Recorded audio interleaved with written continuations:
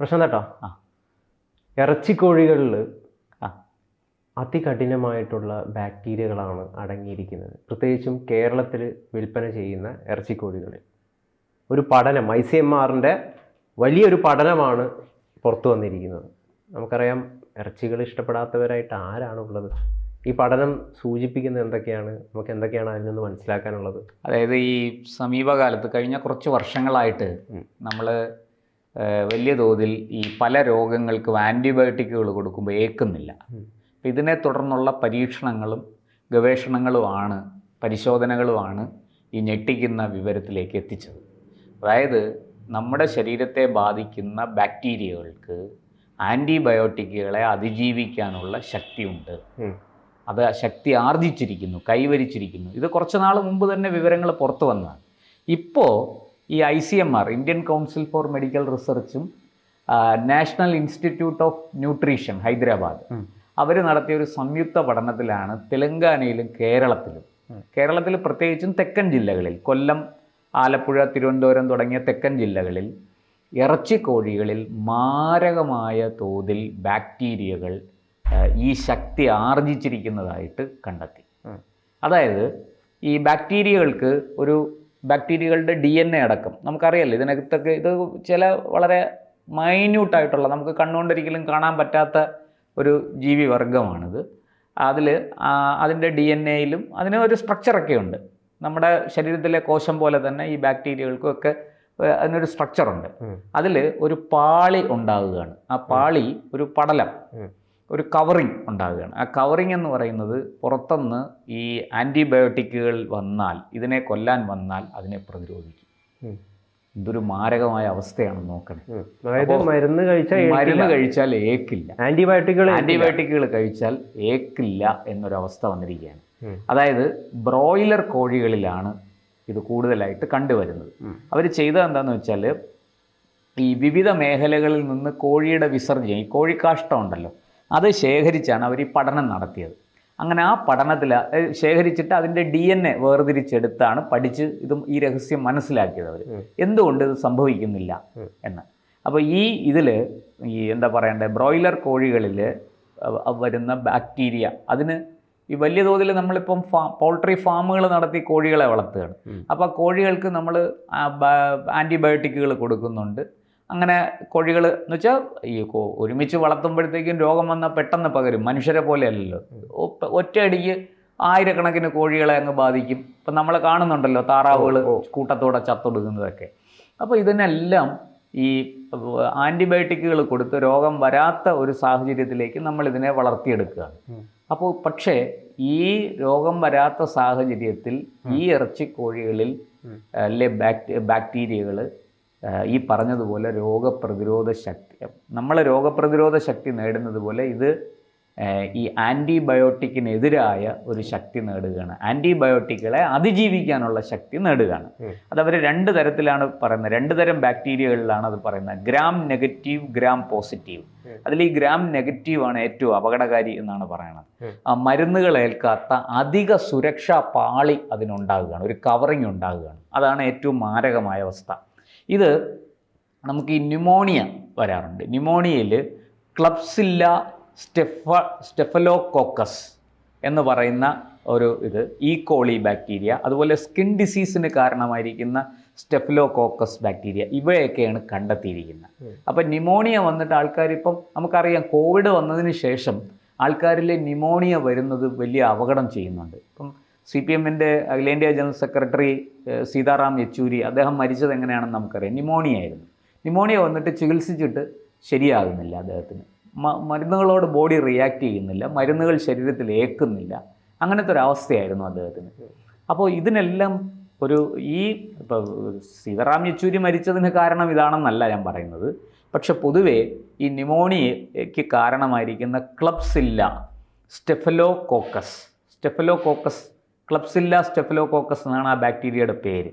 അത് മാരകമായ രീതിയിൽ ഈ ആൻറ്റിബയോട്ടിക്കുകളെ പ്രതിരോധിക്കാനുള്ള കരുത്താർജിച്ചിരിക്കുകയാണ്. അതായത് നമ്മൾ ഈ ഫാമുകളിൽ നിന്ന് ബ്രോയിലർ കോഴികൾ, ഈ കോഴികൾ പലപ്പോഴും അതിൻ്റെ വളർച്ച എത്തുന്നതിന് മുമ്പ് അതിൽ ആൻറ്റിബയോട്ടിക് കുത്തി വെച്ചിട്ട്, അതായത് 7 ദിവസമൊക്കെ ആകുമ്പോഴത്തേക്ക് തന്നെ ആൻറ്റിബയോട്ടിക്കുകളൊക്കെ കുത്തി വെച്ചിട്ട് വളർച്ച കൃത്രിമമായിട്ട് ഉണ്ടാക്കുകയാണ് ചെയ്യുന്നത്. അപ്പം ഇതിനാണ് അവർ മെയിനായിട്ട് ആൻറ്റിബയോട്ടിക്കുകൾ ഉപയോഗിക്കുന്നതാണ് മനസ്സിലാവുന്നത്. അപ്പം ഇത്തരം രീതിയിൽ ആൻറ്റിബയോട്ടിക്കുകൾ കുത്തിവെച്ച ചിക്കനുകളാണ് പലപ്പോഴും കടകളിൽ കിട്ടുന്നത്, ഒരുപാട് ആളുകൾ വാങ്ങുകയും ചെയ്യുന്നത്. ഇതിന് ശരിക്കും പറഞ്ഞു കഴിഞ്ഞാൽ ഒരു നിയന്ത്രണം, ആൻറ്റിബയോട്ടിക്കുകൾ അടിക്കാത്ത ചിക്കനുകൾ സുലഭമാക്കാനുള്ളൊരു സാഹചര്യം എളുപ്പമല്ല. അത് എളുപ്പമല്ല എന്നറിയാം, ഒരു വിദൂര ചിന്തയാണ്. അല്ല, അതിലേക്ക് വരാം. ഞാൻ അതിനകത്ത് 1-2 കാര്യങ്ങളും കൂടെ പറയാനുണ്ട്. ഈ നമ്മുടെ ശ്വാസകോശത്തിനെ ബാധിക്കുന്ന വിവിധ രോഗങ്ങൾ, ഈ ന്യൂമോണിയ മാത്രമല്ല കേട്ടോ, പലതരം ഇൻഫെക്ഷനുകൾ വരാമല്ലോ. അതുപോലെ യൂറിനറി ഇൻഫെക്ഷൻ, നമ്മൾ വെള്ളം കുടിക്കുന്നത് കുറയുമ്പോൾ സ്വാഭാവികമായിട്ടും ഈ നമ്മളെ ശരീരത്തിലെ അഴുക്കുകളെല്ലാം അരിച്ച് കളയുന്നത് യൂറിനിലൂടെയും മലത്തിലൂടെയാണ് പുറത്തു പോകുന്നത്.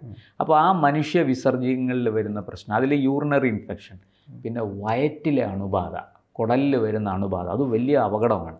ഈ കുടലിലെ അണുബാധ നമ്മളെ പെട്ടെന്ന് ബാധിച്ച് ഹൃദയത്തിലേക്കും തലച്ചോറിലേക്കും ഒക്കെ കയറും എന്നാണ് ഡോക്ടർമാർ പറയുന്നത്. ഈ സാധനം അതിന് കാരണമാകുമെന്നാണ് പറയുന്നത്.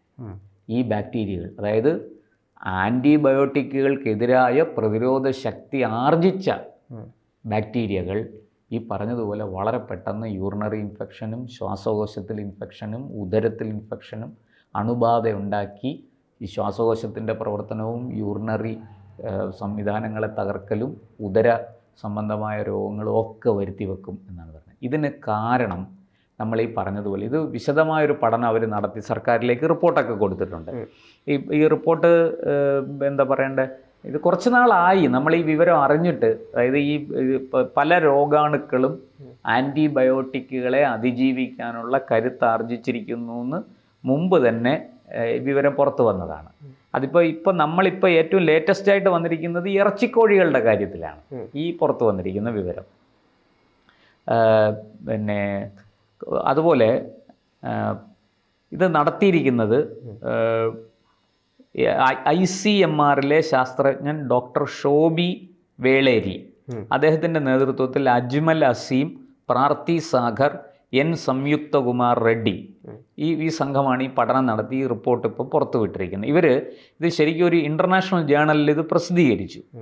പിന്നെ ഡ്രഗ്സ് സേഫ്റ്റി ഡിവിഷൻ, ഇത് ഈ അമേരിക്കയിൽ നിന്നൊക്കെ ഇങ്ങനത്തെ ഒരുപാട് ഇൻ്റർനാഷണൽ ജേണലുകൾ ഇറങ്ങും, മെഡിക്കൽ ജേണലുകൾ ഇറങ്ങും. അപ്പോൾ ഇപ്പോൾ ഒരു പുതിയ മരുന്ന് വരുന്നു, നമ്മുടെ തന്നെ കോവാക്സിൻ. ഈ കോവാക്സിനെ കുറിച്ച് ഒരുപാട് പഠനം നടത്തി അവർ ഇങ്ങനെ ജേണലുകൾ കൊടുത്തുകൊണ്ടിരിക്കും. അതായത് ഇതിൻ്റെ സൈഡ് എഫക്റ്റുകളെക്കുറിച്ച്, ഇതിൻ്റെ ഗുണത്തെക്കുറിച്ച്, ദോഷത്തെക്കുറിച്ച്, ഇതുമൂലം വരാൻ സാധ്യതയുള്ള മറ്റ് രോഗങ്ങളെക്കുറിച്ച്, ഇത് ഉപയോഗിച്ച് ഇത്ര വർഷം കഴിയുമ്പം വരാൻ സാധ്യതയുള്ള രോഗങ്ങളെക്കുറിച്ച്, ഇങ്ങനെയൊക്കെ ഉള്ള ഗവേഷണങ്ങൾ ലോകത്ത് നടക്കുകയാണല്ലോ. അപ്പോൾ അതിൻ്റെ എല്ലാം വിവരങ്ങൾ ഇത്തരം ഇൻ്റർനാഷണൽ മെഡിക്കൽ ജേണലുകൾ, രാജ്യാന്തര മെഡിക്കൽ ജേണലുകളിൽ വരും. അപ്പോൾ ഈ ദക്ഷിണേന്ത്യയിലെ ബ്രോയിലർ കോഴികളിലാണ് ഈ സാധനം ഇപ്പോൾ അവർ പഠനം നടത്തിയിട്ട് കണ്ടെത്തിയിരിക്കുന്നത് കൂടുതലായിട്ട്. എന്ന് വെച്ച് മറ്റ് സ്ഥലങ്ങളിലൊന്നും ഇല്ല എന്നല്ല. ഇപ്പം നമുക്ക് കൂടുതലും കോഴികൾ വരുന്നത്, ഇറച്ചിക്കോഴികൾ വരുന്നത് തമിഴ്നാട്ടിൽ നിന്നാണ്. ഈ തെക്കൻ പ്രദേശങ്ങളിൽ, ഈ കൊല്ലം, ആലപ്പുഴ, തിരുവനന്തപുരം തുടങ്ങിയ ജില്ലകളിൽ തമിഴ്നാട്ടിൽ നിന്ന് ധാരാളമായിട്ട് കോഴികൾ വളർന്നു. ഇവിടെയും നമ്മൾ കോഴികൾ വളർത്തുന്നുണ്ട്. അപ്പോൾ ഇതിനെല്ലാം അവർ വിവിധ മേഖലകളിൽ നിന്ന് ഈ വിസർജ്യം ശേഖരിച്ച് വ്യത്യസ്തമായ പഠനങ്ങളാണ് നടത്തിയിരിക്കുന്നത്. എന്നിട്ടാണ് അവരൊരു കൺക്ലൂഷനിലെത്തിയത് ഈ തരത്തിലുള്ള ഇത് കൂടുതലായിട്ട് ഈ പറഞ്ഞ ജില്ലകളിൽ കൂടുതലായിട്ടുണ്ട്. അതേസമയം മധ്യ കേരളത്തിലും ഈ ഉത്തര കേരളത്തിലും മലബാറിലും ഇത് കുറവാണ്. ഇല്ല എന്നല്ല, മറ്റതിനെ അപേക്ഷിച്ച് കുറവാണ്. അതിൽ അവർ പറയുന്നു ഏറ്റവും അപകടകാരിയായത് ഈ ഗ്രാം നെഗറ്റീവ്, അതിന് ഭയങ്കര പ്രതിരോധ ശക്തി ഉണ്ടെന്നാണ് പറയുന്നത് ആ ബാക്ടീരിയയ്ക്ക്. അത് ബാധിച്ചാൽ മനുഷ്യന് മരണം ഉറപ്പ് എന്നുള്ള രീതിയിലാണ് ആ പഠനങ്ങളെ സംബന്ധിച്ച് വിവരങ്ങൾ വരുന്നത്. അവർ പറയുന്നത് എന്താണെന്ന് വെച്ചാൽ, നമ്മളിപ്പോൾ ബൈക്കിൽ യാത്ര ചെയ്യുമ്പോൾ തലയിൽ ഹെൽമെറ്റ് വെക്കും അല്ലേ, നമ്മളെവിടെയെങ്കിലും വന്ന് വീണാൽ ഈ ഹെൽമെറ്റ് ഇരിക്കുന്നത് കൊണ്ട് ഹെൽമെറ്റിൻ്റെ അടി കൊണ്ട് തല സുരക്ഷിതമായിരിക്കും. അതുപോലെയാണ് ഈ ബാക്ടീരിയകളിൽ ഉണ്ടാകുന്ന ഈ പാളി, ഈ ഒരു സുരക്ഷാ കവചം അതിനെ രക്ഷിക്കുന്ന. ആൻറ്റിബയോട്ടിക് എത്ര മാരകമായിട്ട് കയറിയാലും ഈ പാളി അതിനെ തടഞ്ഞു നിർത്തും. ഈ പാളിക്കകത്തേക്ക് പോയാലേ ബാക്ടീരിയയെ കൊല്ലാൻ ആൻറ്റിബയോട്ടിക്കിന് പറ്റുള്ളൂ. അങ്ങനെ സംഭവിക്കുന്നില്ല. അപ്പോൾ അതാണ് ഇവിടുത്തെ ഏറ്റവും വലിയ അപകടം.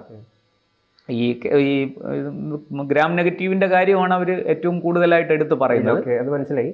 ഇതുമായി ബന്ധപ്പെട്ട് സർക്കാരിന് എന്തെങ്കിലും സർക്കാർ ഇപ്പോൾ പ്രത്യേകിച്ച് ഈ പഠനത്തിൻ്റെ റിപ്പോർട്ടുകൾ പുറത്തു വന്നതേ ഉള്ളൂ. എന്തായാലും ആരോഗ്യ വകുപ്പ് വളരെ കർശനമായി ഈ കാര്യത്തിൽ ഇടപെടും എന്ന് പറഞ്ഞിട്ടുണ്ട്. അവർ ചില മാനദണ്ഡങ്ങളൊക്കെ അവർ പരീക്ഷിക്കുന്നുണ്ട്, ഏർപ്പെടുത്തിയിട്ടുണ്ട്. പിന്നെ ആൻറ്റിബയോട്ടിക്കുകൾ കുറച്ച് ഉപയോഗിക്കാൻ, കാര്യക്ഷമമാക്കാൻ, അതിൻ്റെ പരിശോധന കാര്യക്ഷമമാക്കാനൊക്കെ ആരോഗ്യ വകുപ്പും ഭക്ഷ്യസുരക്ഷാ വകുപ്പും ഒക്കെ പിന്നെ വലിയ നടപടികൾ സ്വീകരിക്കും എന്നാണ് ഇപ്പം ആരോഗ്യമന്ത്രിയൊക്കെ പറയുന്നത്. അതുപോലെ വേറെ അതിനെ സംബന്ധിച്ച് നമുക്കിപ്പോൾ പറയാനുള്ളൊരു കാര്യം, ഇത് ഇപ്പോൾ ഇറച്ചിക്കോഴികളിൽ മാത്രമാണ് നടത്തിയിരിക്കുന്നത്. മറ്റേതെങ്കിലും മേഖലകളിൽ ഇതുണ്ടോ? ഇപ്പോൾ ഉദാഹരണത്തിന് പച്ചക്കറികളിൽ കൂടെയും ഒക്കെ ഇത് സംഭവിക്കാം. പലതരം രോഗങ്ങൾ നമുക്ക് വരാൻ സാധ്യതയുണ്ട്. അപ്പോൾ അവിടെയൊക്കെ ഇത്തരം പരീക്ഷണങ്ങൾ നടന്നിട്ടുണ്ടോ ഇല്ലയോ അതിനെക്കുറിച്ചൊന്നും റിപ്പോർട്ടിലൊന്നും പറയുന്നില്ല. ഒരാകെ പറയുന്നത് ബ്രോയിലർ കോഴികളിൽ നടത്തിയ പരീക്ഷണത്തെക്കുറിച്ചാണ്. ഇനി ബീഫുണ്ട്, നമ്മൾ ബീഫും അത് മാംസമാണ്. മട്ടൺ ഉണ്ട്. അവിടെയൊക്കെ ഇത് എങ്ങനെയാണ് സംഭവിക്കുക, അവിടെയൊക്കെ ഈ ബാക്ടീരിയയ്ക്ക് എന്ത് എഫക്റ്റ് ഉണ്ടാക്കാൻ പറ്റും എന്നുള്ളതിനെക്കുറിച്ചുള്ള, അല്ലെങ്കിൽ എഫക്റ്റ് ഉണ്ടാകുമോ, അതിൽ ബാക്ടീരിയ അതിലൂടെ വരുമോ, അത്തരം കാര്യങ്ങളെക്കുറിച്ചൊന്നും നമുക്ക് ഒരു വിവരവും ഇതിൽ നിന്ന് ലഭിക്കുന്നില്ല. എന്തായാലും ഇപ്പോൾ കോഴിയിറച്ചി കൂടുതലായിട്ട് കഴിക്കുന്ന ആൾക്കാർ വളരെ സൂക്ഷിക്കണം. കോഴിയിറച്ചി മാത്രമല്ല, ഏത് ഭക്ഷണവും നമ്മൾ വളരെ നല്ല ഫുഡ് കഴിക്കണം. ഇതിനകത്ത് വേറൊരു അപകടം കൂടിയുണ്ട്. ഇത് മാരകമായിട്ട്, അതായത് വലിയ ഉയർന്ന താപനിലയിൽ വേവിച്ചാൽ പോലും ഇത് ബാക്ടീരിയ നശിക്കുന്നില്ല എന്നാണ് അവർ പറയുന്നത്. അപ്പം സ്ഥിതി വളരെ ഭീതിജനകമാണ്. വളരെ ആലോചിച്ചും സൂക്ഷിച്ചും നമ്മൾ ഇതിനകത്ത് പ്രവർത്തിച്ചാൽ മാത്രമേ മനുഷ്യന് രോഗങ്ങളിൽ നിന്നും, രോഗം മൂലമുള്ള മരണത്തിൽ നിന്നും രക്ഷപ്പെടാൻ സാധിക്കും. കോഴികളിൽ ആന്റിബയോട്ടിക്കുകൾ അടിക്കേണ്ടി വരുന്നതിന്റെ സാഹചര്യം എന്ന് പറയുന്നത് ഞാൻ നേരത്തെ പറഞ്ഞത് തന്നെയല്ലേ? അതെ, പെട്ടെന്ന് വളർച്ച ഉണ്ടാക്കാൻ വേണ്ടിയിട്ട് തന്നെയല്ലേ കൂടുതലായിട്ടും അടിക്കുന്നത്. ആന്റിബയോട്ടിക്കുകളും ചില ആന്റിബയോട്ടിക്കുകളും ചില ഹോർമോൺ ചേഞ്ചസ് വരുത്തുന്ന ഇതുമൊക്കെ മിക്സ് ചെയ്ത് ഇവർ ഉപയോഗിക്കാറുണ്ടെന്ന് കേട്ടിട്ടുണ്ട്. ഇതിനെക്കുറിച്ച് ആധികാരികമായ പഠനങ്ങൾ ഇതുപോലെ പുറത്തു വന്നാലേ നമുക്ക് അറിയാൻ പറ്റുള്ളൂ. പലതും പറയുന്നുണ്ട്. ഇനിയിപ്പോൾ ഈ വാട്സാപ്പ് യൂണിവേഴ്സിറ്റികളുടെ കാലമാണ്, നമുക്കൊന്നും വിശ്വസിക്കാൻ പറ്റില്ല. പക്ഷെ ഇതങ്ങനെയല്ല, ഇത് കൃത്യമായ പഠനം. കേരളത്തിലേക്ക് വരുന്ന ഇറച്ചികൾ എന്ന് പറയുന്നത് കൂടുതലും അന്യ സംസ്ഥാനങ്ങളിൽ നിന്നാണ്, തമിഴ്നാട്ടിൽ നിന്നും, ആന്ധ്രയിൽ, തമിഴ്നാട്ടിൽ നിന്നും ഒക്കെ ഇങ്ങോട്ടേക്ക് കൂടുതലും. ഇപ്പം കൂടുതൽ ചെക്കിംഗ് ഒന്നും ഇല്ലാതെയാണ് ഇവിടത്തേക്ക് കുറെ കാലങ്ങളായിട്ട് സംഭവങ്ങൾ എത്തിയിരിക്കുന്നത് എന്നാണ് ഈ പഠനം നമുക്ക് സൂചിപ്പിച്ചിരുന്നത്. അപ്പം നല്ല ആരോഗ്യത്തിന് വേണ്ടിയിട്ട് നല്ല ആഹാരം കഴിക്കുക. നിങ്ങൾ എന്താണോ കഴിക്കുന്നത് അതാണ് നിങ്ങൾ.